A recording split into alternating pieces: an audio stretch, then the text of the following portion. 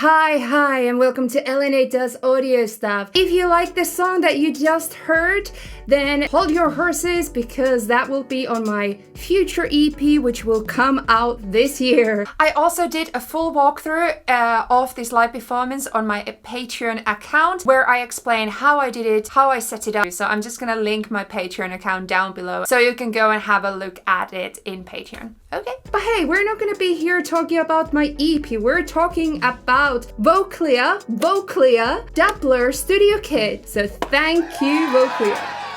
So I got it a couple weeks ago and I thought I'm gonna leave it like a couple weeks for me to try it out so that I can give you my honest opinion on how my progression went over the 2 weeks.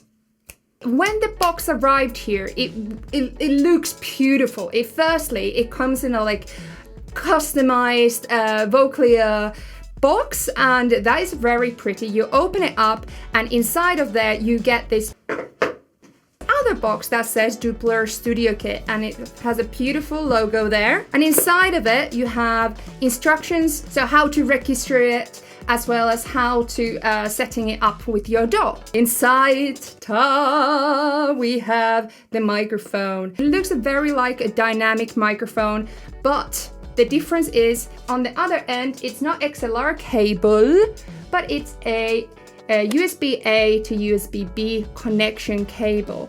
And the good thing is, which you probably wonder, is did the cable come with it? Yes, it did. The installation process was very easy. You go to the website, I'm really going with the W's today, oh my. So you go to the website, there's an option for PC and there's an option for Mac. Very simple, you download it, you install the program and you open it up. The program is super easy to navigate. So firstly, you can create different profiles that you can use for different people, for different purposes, for different songs. So you create a profile. Inside of the profile, you have two areas. You have triggers and you have controls. So triggers are example for drums and controls are for synths or different type of element like synthesizer, long notes like long ones like that. So when you create a new trigger, you just press the plus and it creates this like ball thing around the other ball. I can't believe I just laugh at the word ball. Ooh, okay, so you create these balls and under there you have an option of selecting what MIDI note is it gonna be triggering. So example, usually kick is on C1 and after that you press trigger. You need to kind of make the sound that you want to represent kick. So like that. So you then train that this sound is the kick. After that, you repeat that to all the other instruments like kick, snare, hi-hat. Yeah, and then when you go to Ableton Live and you make those same sounds, Ableton Live will recognize it. Pretty cool. Yes. Hey, in this point, please subscribe to this channel, please hit the bell icon, and please share it to everybody. I'm gonna put the Patreon down below as well. Okay, sorry to interrupt, let's go back to the video. From these controls, you can also control the velocity, input sensitivity, as well as the channel on where it's gonna be corresponding in your DAW. So very flexible. Then in the controls, like example, there's the keyboard, and when you sing it to it, you'll see that the note goes down. It follows your pitch. But you might think that how does it work if you can't sing? Well, you can train it to work with your voice. So it doesn't necessarily, you don't need to sound like a keyboard. What you do is that you press the training button, so you start just singing the melody that you want to sing, and it looks for the correct scale. But you can also look for it manually. You can also go to the keyboard and just put all the notes that you don't want to sing gray. So it kind of only gives you certain options. And that makes it easier that you don't kind of go between notes a lot. So it doesn't do the stuff when you're trying to sing. It makes it very easy. There's the scale options, but there's also pitch options. And pitch options give you a lot of more customizable options for pitch bend, as well as the thickness and all these great stuff. So you can just kind of play around what really fits you and what fits for your mouth. The plan is that I'm gonna do a more comprehensive tutorial that is just a tutorial in a couple of weeks. So subscribe if you want to see that. Because in Ableton Live, the installation is actually very easy. When you go to the MIDI channels, you basically just select from the MIDI input. You use Dubler. The triggers are channel number 10 and the control at channel number 1, MIDI channel number 1. What was my user experience with this? I prepared a couple questions that you might be asking, and I will tell you my honest opinions of what I was thinking in the last 2 weeks when I was practicing with it. When I practiced with it. Proper English. First question is, did I like it? Do I like this tool? Yes, I do. I really do like it.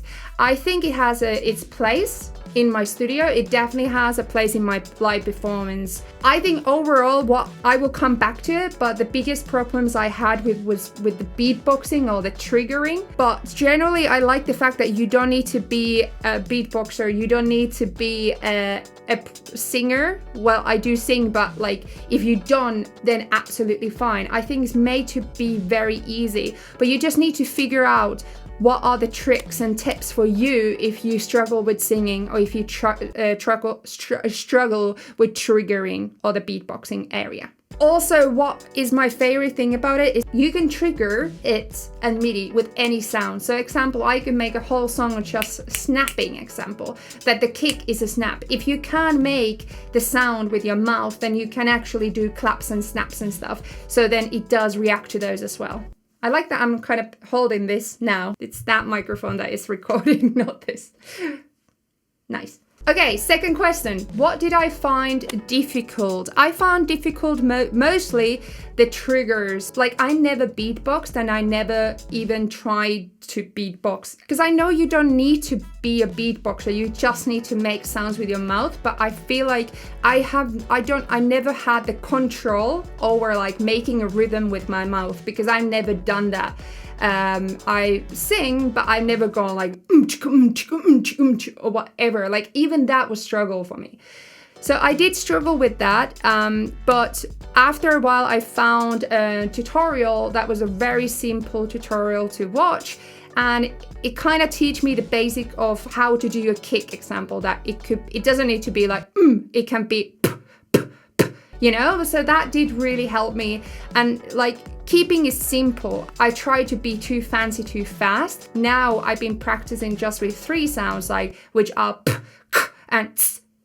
So I think okay, P, K, and S. So it's just a practicing curve, learning curve to get it to work for me. As you see it from the performance, I practiced only 2 weeks, and I got it to that stage where I'm comfortable to live perform and do a rhythm with it. So what is it good for? Where would you actually use this? Live performance, definitely. I find this easier than finger drumming. I feel like I usually do more mistakes in finger drumming than I would do in that. And it's more accurate, kept in tempo better than I did with finger drumming. Music studio environment, I do have moments, things that I'm in a shower and I think of a rhythm or groove for a song. And sometimes I find it easier, because I'm not a drummer, to kind of go chaka, chika, chika, chika. I've already taught the sounds, so now I would just go, so I don't even need to set it up anymore, because I already know that those are the sounds that I already trained for it. So I just run from shower to my studio and I go, or whatever I have that. ridiculous, but you get the point. Good for like getting the ideas to the door. Also very good in a, you're in a collaboration situation and someone has an idea, and what they can do is kind of put the ideas into the door. So they don't need to know about any MIDI controllers and how all this works. You're like, hey, sing it to this. And they go, ba ba ba ba da ba ba ba ba. And you're like, okay, cool, that's the hook of the song. It can give that effortless translation from brain to DAW. It just needs to be ready somewhere, not in a box, somewhere that you placed it ready, so you can just go like, ba ba ba ba ba ba. So how this is it the fourth question? How did I find the learning? I also figured out that you need to be very confident and clear with what you're saying. So I think that is something that I needed to learn more as well, is that instead of going which I don't really go otherwise, but like I needed to go my ba da da da da da da da da. I needed to be very clear on the pitches where they are. And what really helped for that is to put a consonant in front of the long sound. So example, instead of going ha, I would go ra ra ra ra ra ra or ba ba ba. So I just have something in front of the vowel to wow. To make the separation. And also with the triggers, I made the trigger sound too unclear again. It really helped me after I started to think that they're more like letters. So I'm just saying P and K.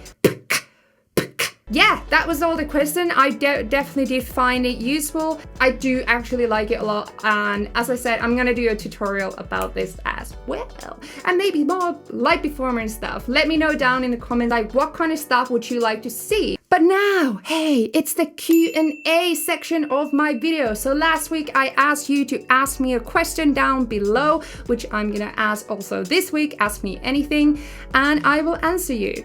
And this week's question comes from the username Hersith, asks about types of vocoders. Well, I guess that's a question about my favorite vocoder right now, and my favorite vocoder is Max for Live vocoder. There's a poly vocoder and mono vocoder. I'm gonna put the information, the link down below where you can get them anyway. Really fun for effect, for vocals, for instruments.